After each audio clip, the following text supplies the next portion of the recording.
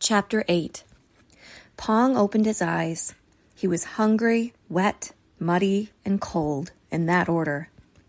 The rain had stopped, and the sky was just beginning to lighten. He sat up. He smelled something. Cooked fat. That smell drew him in like a fish with a hook in its nose. He followed it up the road, around a curve, to a small wooden house set among the trees.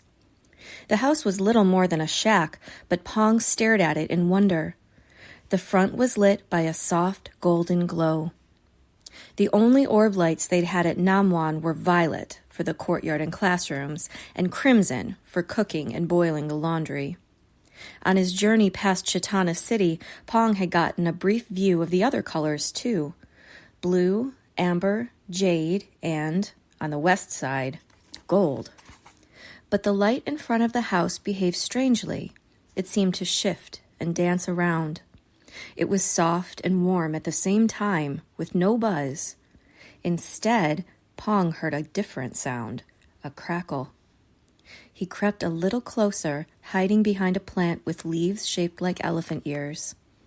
A short man with a round belly stood in front of the house with his back to Pong. He flipped his wrists, and something sizzled.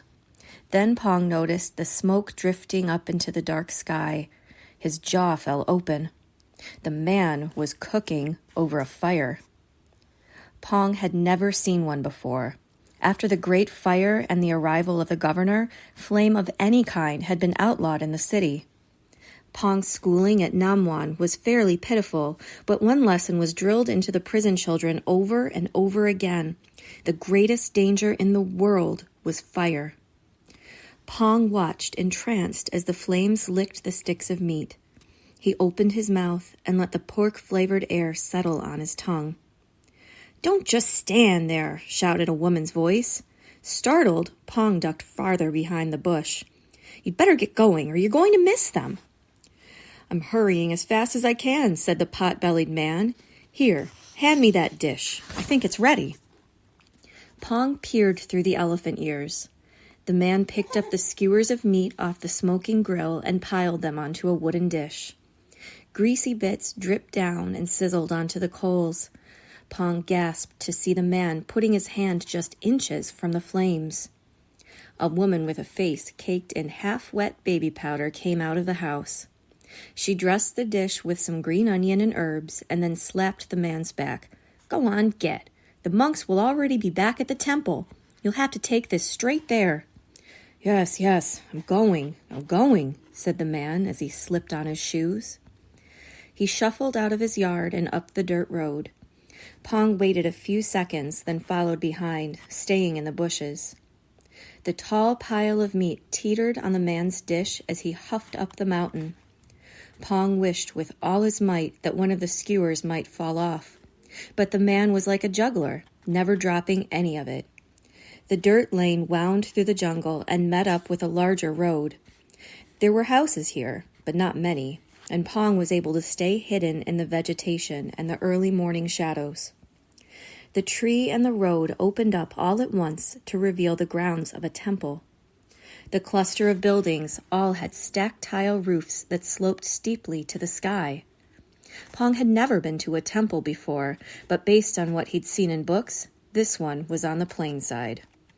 Only the roofs were painted, and there weren't any statues or fine carvings around the grounds. Pong caught the scent of incense cutting through the glorious pork smell. The man puffed up the steps of one of the temple halls. Pong stayed at the bottom of the steps and watched him.